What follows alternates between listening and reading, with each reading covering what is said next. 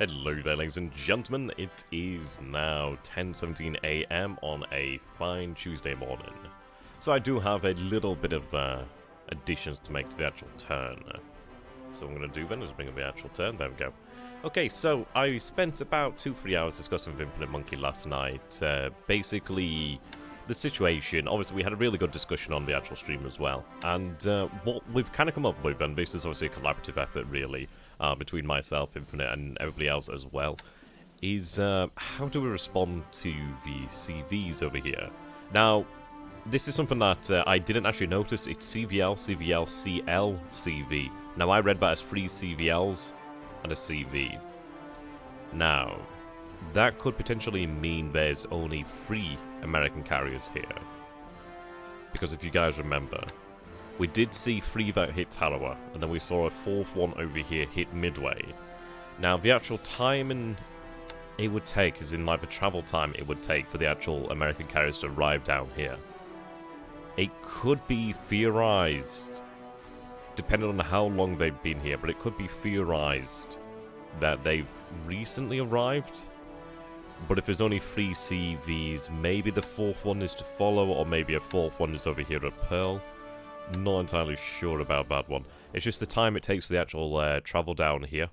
I mean, honestly, he must have gone something like really, really far out there, or he could have gone down this way. A little bit hard to say. The difficult part is we don't know how long he's been here. I don't know. It's hard to say, has he just arrived, or did we just finally pick up on him? So it's one of these, maybe he was docked up, it's hard to say there really. But the plan is going to be, I mean, we do have our submarine patrol patterns over here, which we've, I went over this last night as well, and like sort of rearranged them as well. We're essentially looking to try and detect him leaving the area. And it would be nice to have a few submarines take a shot, but it's unlikely. But yes, the plan. The plan's going to be rather interesting. And a quick addition to the plan over here. This is something I did have discussed with Infinite, and it's not a bad idea, actually.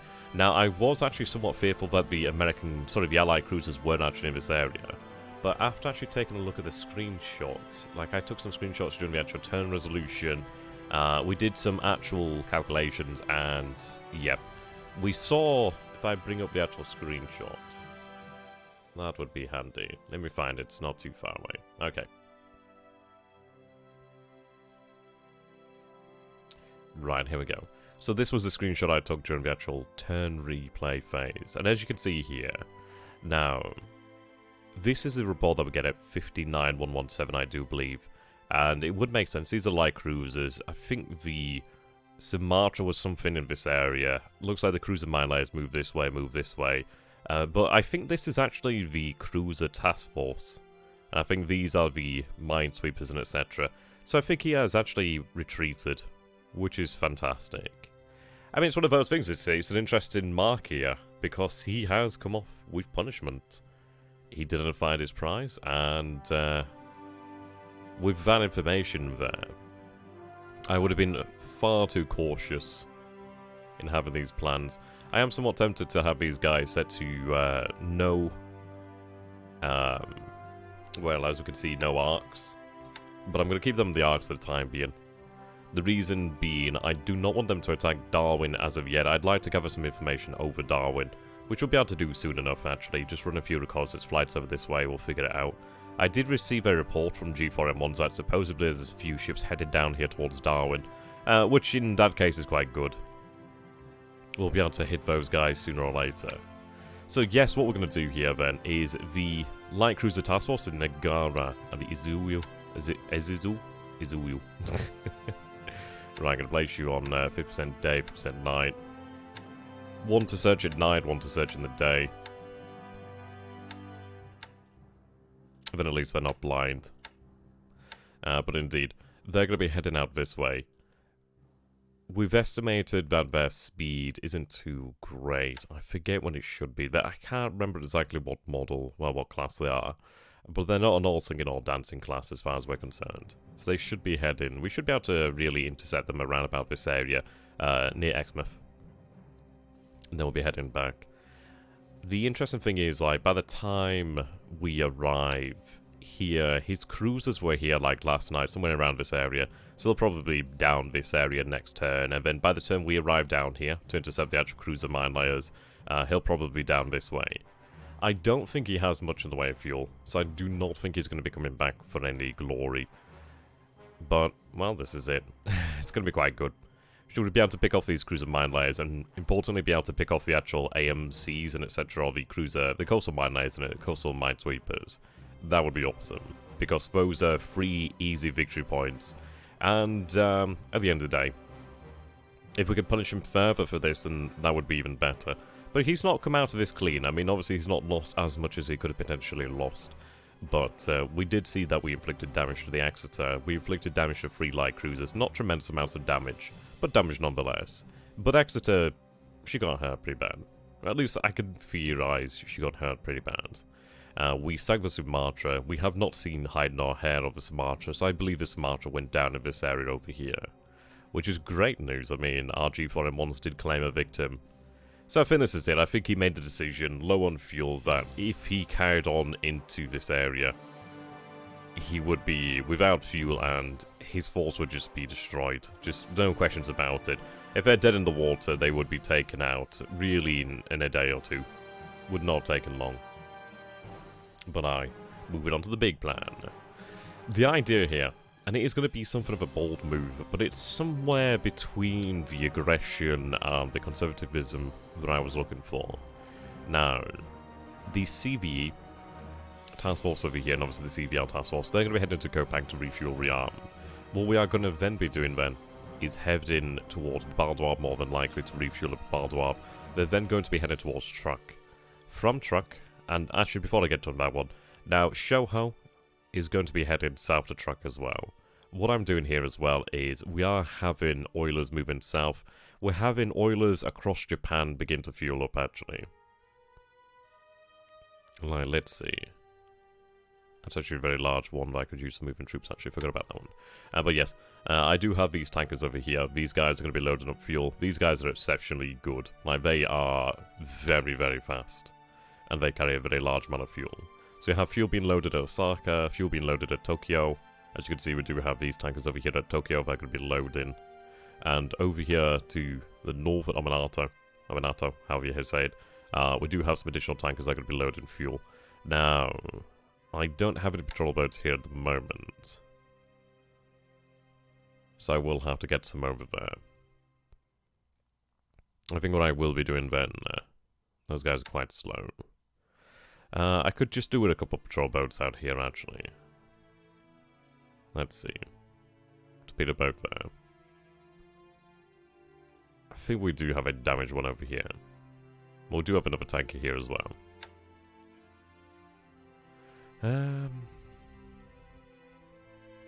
Okay. Right. Excuse me. We do have these guys heading back. What I'm going to tell them to do is head over here to Ominato. Then we'll have an escort, and the sub-chasers can be brought into the SW around this area. That would be excellent. I do have some patrol boats over here actually as well. They're quite short range, but it would be potentially nice to make use of them. But I'll hold on to them for the time being. And the good news is we actually do have a submarine tender over there. In time we'll make use of that. Whether it will remain in that position at Paramashirojima or move elsewhere is unknown at this time. Now, what I'm going to do here then is grab a tanker. The Yuho Maru. She's going to head into Ominato as well. And in fact, I'm going to tell her to meet the task force over here, the tanker task force, and merge. There we go. Righto. So yes, the Shoho will be heading south shortly. We have put some aircraft on board her.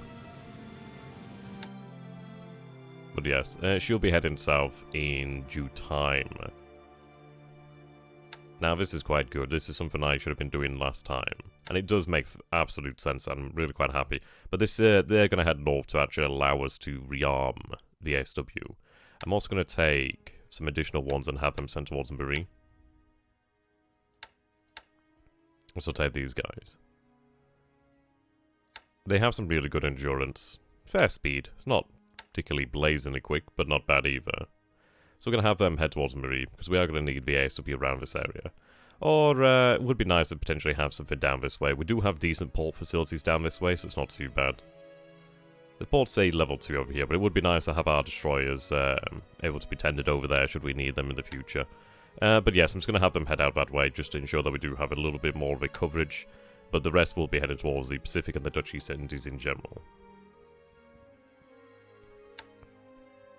Okay. So yes, the Shoho and the Minikitapatai will be heading to Truck.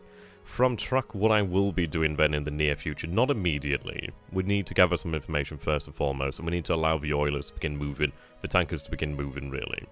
But what I will be doing then is, if you take a look over here, we'll be taking probably four of the faster carriers, so potentially like Hiru, Soru, Zuikaku, maybe even Shokaku as well.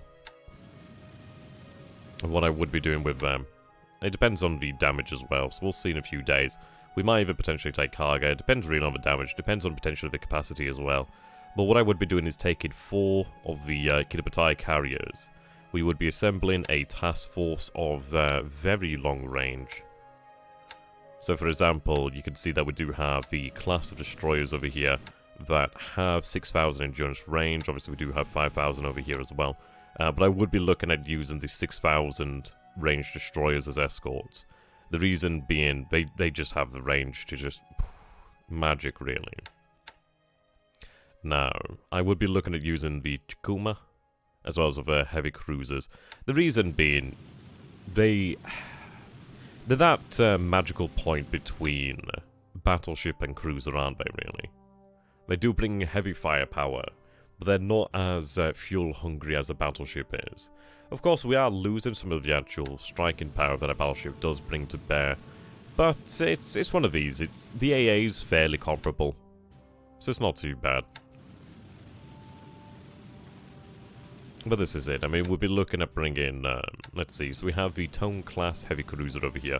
You could just see there that 12,000 endurance is just redonkulous. So yes, what we'll be doing then is assembling a force of 4 Kitapatai carriers.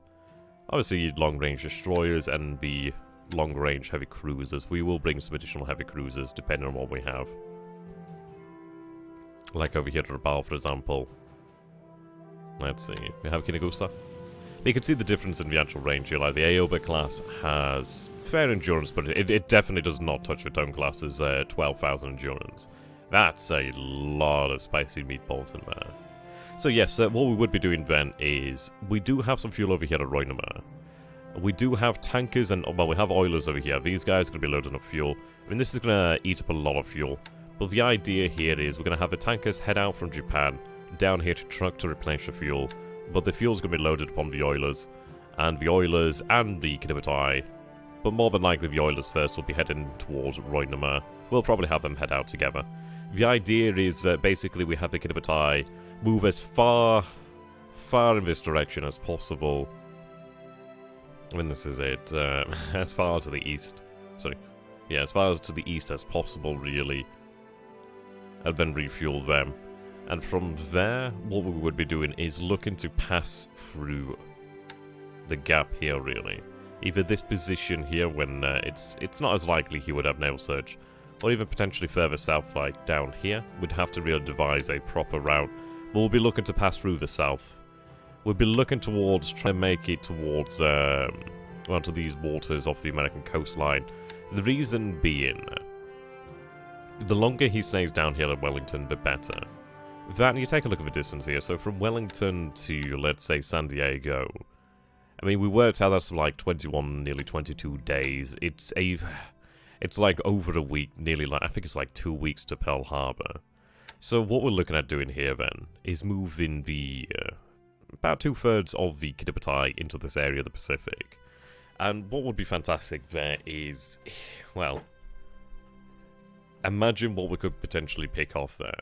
Imagine all the supply he's sending from the American heartland, or the fuel, or the material. And let's say, for example, he has some marine divisions on their way, or infantry on their way, or artillery, tanks, etc., etc. He's going to have some LCUs moving across there at some point. Now, it would be absolutely fantastic if we were able to do that undetected, which we could in theory do. But a secondary point of this is the reason why we'd have the MKB moving down this way, and not using the entirety of the KB, is 4 KB fleet carriers. That's a strong power. That's a strong striking force. We'd have distance on the American carriers, and if there is, as we might suspect, 1 American carrier over here, that is going to be 1 American carrier versus, well, 1 fleet carrier versus 4 fleet carriers. It's not going to look good for that 1 American carrier. Definitely not looking good. The thing is as well, you've got to understand that he'd have all his eggs in one basket in 1 carrier. Would he even choose to take battle with 1 carrier? Potentially unlikely. So it's one of those, really. But indeed, we'd head out this way. The MKB would head to Truck and link up with the actual KB remaining carriers there. So then what we'd have is we'd have 2 carrier task forces put together. And you've got to imagine, so should the Kiddabatai be detected out this way at some point or when it attacks, he's going to think, okay, right, the Kiddabatai is over in that direction. He's never really, I mean, he's seen us use it detached every now and then, but it's not something that he'll expect us to do more than likely. At least we'll hope so. But indeed.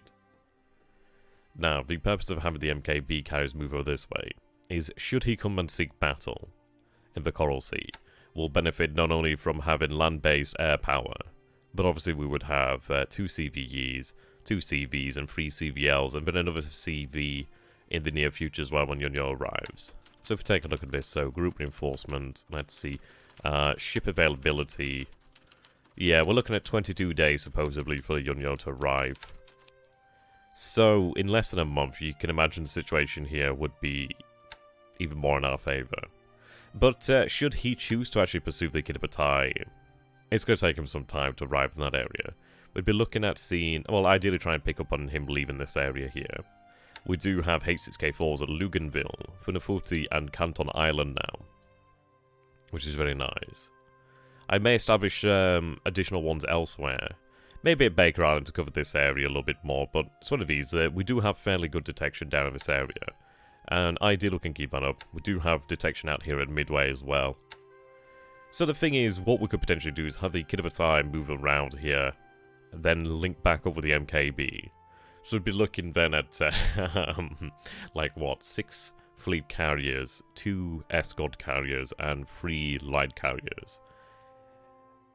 It was considered the brute force approach of obviously just heading out to Wellington with our combined carriers. But we'll see. I like this plan as it's a good mix of aggression, and I think it has a good chance to work. The reason why I think it could work really well is the fact that, well, he's of Wellington. He's in the bottom. If we take a look over here, then, so this is bottom of the map. He's in the bottom 11 hexes of the map. Everything is so far away. Even to Sydney. That's 34 hexes. You know what I mean? That's 34 hexes. That's a long-ass way. If we take a look over here, then, so new mayor. 2 truck. I mean, that's 52 hexes. So for us to get to Truck from New Caledonia, is only like 20 additional hexes from him to get... And you look at the distance here. It's pretty shocking, actually. He's actually closer to Tokyo than he is to San Diego at this point here. That's something that we do want to stress. But he's given us a golden ticket here. And we're going to try and take advantage of that. It's one of those of, it would be very nice, it would be very advantageous for us to try and sink anything crossing the actual Pacific from the American coast to Pearl Harbor. And this is it's gonna cause him problems. I mean, if we hit some vital assets, it could potentially delay him quite some time. If he comes to play with his carriers, then we can pretty comfortably do battle. We never go into this like fully confident or with an assumption of victory, but it's one of those of where we are bringing some extreme force.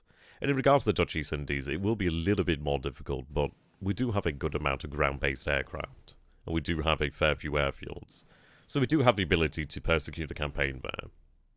I mean, the British carriers could be a potential problem, but the Dutch East Indies, it's as it was known, like the Malay barrier. It's a barrier. It's like a wall in the ocean there, really. It's almost like a fortress, isn't it, really? And the islands are its walls and its bastions. Looking forward to this. There's also one change as well. I've been mulling over this one. I was mulling over it last night. And that's in regards to the amount of fatigue over here. I think what I will do then is not sweep this turn as of yet. But I will place about 30% of the squadron on combat air patrol. It would be nice. But I just don't want to risk it as of yet. With that much fatigue. So what we're going to do here then is have these guys. Oh. Well, that's quite good. I'm glad I've checked this over. So 30%, 30% there. That could have been quite bad. Yeah, so just stay here at Bangkok. Have these guys complete a rest. I just have them stood down, actually. Yeah, it's one of these, like... I need to burn off the actual fatigue, so it's not a bad time to do it. But it's 26 fatigue there. To be honest, what I'll do then is complete the rest as zeros. We do have a good number of KF-43s over here as well, so that's not too bad. So what I'll do is I'll have 40% of the squadron on combat air patrol and 6% of the squadron rest. Have them fly about, say about 25,000 feet. Yeah, they still have a good amount of maneuverability there. So we'll go with that. But it's looking good, ladies and gentlemen. It is indeed looking good. Depending on what's going to happen in the near future, I don't know, we could see a radically altered timeline here. Things in China do have some promise to them. Should it go well in China, it would be explosive to say the least. I'm going to keep my men over here at Nanning, by the way. The reason being, at least they can put up a fight there at Nanning, and it is going to cost them supplies, so in some ways it works well for us. We still have a decent amount of AV there. Not enough to probably oppose that many calls, but if they're forced retreat, they're forced retreat. But I'd rather them put up a fight first. But indeed, if China becomes our golden ticket, we'll take advantage of that. But he's given us initiative down here. I don't know, maybe he has another fleet carrier here, and maybe he has 3 down here. But either way, it's a very interesting move, and it might potentially surrender the Pacific to us, really, should it go well. And I don't have to remind you guys, if we're able to strike and achieve what Japan sought so desperately to achieve, the decisive battle, it would definitely change things. It would absolutely change a lot of things. I mean, this is it. What would B&THG mind the war, per se?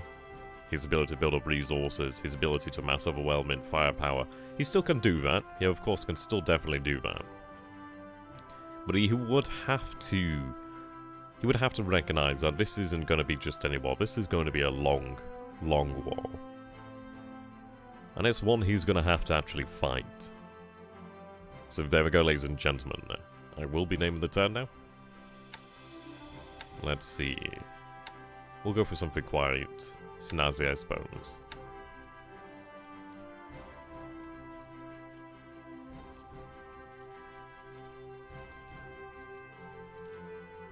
We'll go with that one. Because the sun is definitely rising on us here, ladies and gentlemen. The future looks bright. Thank you so very much for watching. I shall see you in the future. Tenno, Heika, Banzai. Goodbye for now.